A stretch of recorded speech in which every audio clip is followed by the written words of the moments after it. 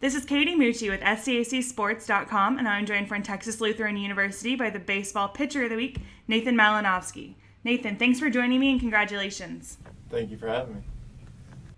So last week you guys faced Trinity and you picked up a win in the second game of the series, going 8 innings and striking out 12. Talk about that game and what you think helped you guys get the win. Well, we kind of had a close game the night before, and a lot of the older guys, seniors, they were like, we got to get at least one today. We're going to work for it. And before the game, we were all just like, let's take this one. Let's take the second one. Let's see what we can do.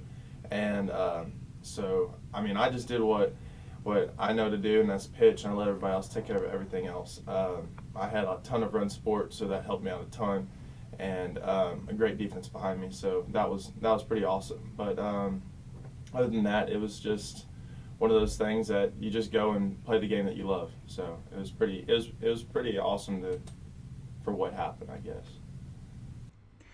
Awesome. Well, in the 8th inning of that game, Trinity picked up a couple of runs after kind of a weird play where the ball skipped away from you guys. And after that, there's a little bit of a break in action while they checked on the catcher. Then you were able to come back with 2 strikeouts to end the inning. Do you think that pause kind of helped you get ready, or do you think you just got focused after giving up a couple runs? What do you think was happening there? Well, I did that to Spence. I didn't. It wasn't his fault. It was my fault. I saw a fastball and he put curveball. We had a little sequence going, and I saw 1-1. He put 1-2, and kind of messed it up. And so during that time, I was kind of freaking out. Like, did I break his wrist? Is he okay? And then of course the umpire back there was kind of talking to me, just like, dude, you just ended him, and he was just messing with all of us. And so I was kind of keeping my mind clear. I tried not to think of anything that just happened, any of the runs or anything like that. But whenever Spence came up, he's like, all right, get these 2 guys right here, do whatever you can, and I'll do whatever I can. I'm fine right now. So I kind of just relaxed and just forgot about what just happened, and just threw strikes, and it worked out for me. Awesome. Well, you guys have Dallas coming up in conference play this weekend. Is there anything you want to work on as you prepare for those games? Well, I'd like to get my pitch count a little bit down and not be as wild as I was on Friday. I was pretty wild on Friday. I had a little bit more pitches than what I'm used to throwing, and so I'm going to work on just making sure I locate everything that I throw, not be as wild. And then as a team, we're just gonna stay focused and take the weekend as like a motivation to kind of run with what we have and hopefully be successful this weekend. All right, sounds good. Well, thanks for talking baseball with me, but now we're going to move on to the next part of the interview, which I think you know pretty well.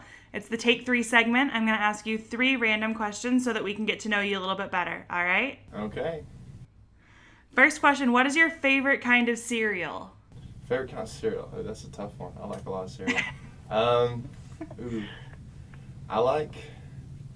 I like Frosted Flakes. It's a regular, just everyday thing, but it's nothing crazy. But I just like Frosted Flakes. It kind of satisfies my taste buds.